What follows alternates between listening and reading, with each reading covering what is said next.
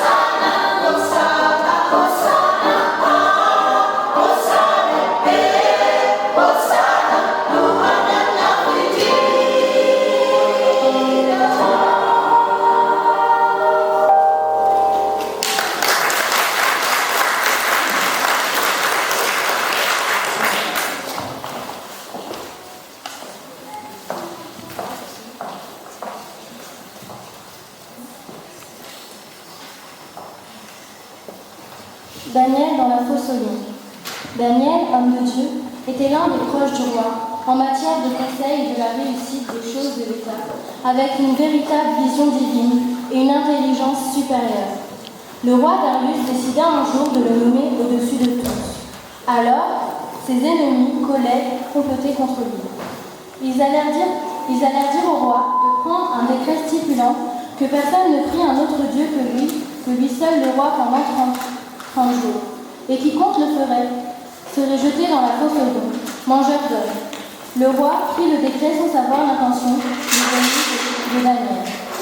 Lorsque Daniel l'apprit, il dit ceci: « Mon Dieu me délivrera de la fosse au lion. » Pour prier son Dieu, Daniel ouvrit les fenêtres et pria son Dieu sans crainte ce matin, midi et soir. Ses ennemis, qui étaient à l'affût pour le dénoncer dès qu'il le ferait, le virent et allèrent dire au roi que Daniel ne tient pas compte de ses décrets et n'a aucun égard pour lui, et qu'il doit être jeté dans la fosse au lion, car la loi doit être appliquée pour tous. On prit Daniel et on le jeta dans la fosse au lion. La nuit, le roi, très affligé parce qu'il l'aimait, n'allait pas vers ses concubines. Très tôt le matin, il vint près de la fosse au lion et dit ceci: « Daniel, serviteur du Dieu vivant, ton Dieu que tu sers avec tant de persévérance, t'a-t-il délivré des lions ?» Et Daniel dit: « Ô roi, vis éternellement, mon Dieu a envoyé son ange et fermé la gueule des lions qui ne m'ont fait aucun mal parce que j'ai été trouvé innocent devant lui et devant toi non plus. Ô roi, je n'ai rien fait de mauvais. » Alors le roi fut très joyeux et il ordonna qu'on fit sortir Daniel de la fosse. Daniel fut retiré de la fosse et on ne trouva sur lui aucune blessure parce qu'il avait eu confiance en son Dieu. Le roi ordonna que ces hommes qui avaient accusé Daniel fussent amenés et jetés dans la fosse au lion, eux, leurs enfants et leurs femmes. Et avant qu'ils fussent parvenus au fond de la fosse, les lions les saisirent et brisèrent tous leurs os. Après cela, le roi écrivit ceci à toutes les nations de la terre: « J'ordonne que dans toute l'étendue de mon royaume, on ait de la crainte et de la frayeur pour le Dieu de Daniel, car il est le Dieu vivant et il subsiste éternellement. Son royaume ne sera jamais détruit et sa domination durera jusqu'à la fin. C'est lui qui délivre et c'est lui qui sauve, qui opère des signes et des prodiges dans les cieux et sur la terre. C'est lui qui a délivré Daniel de la puissance des lions. » Daniel 6. Saruna Ovari.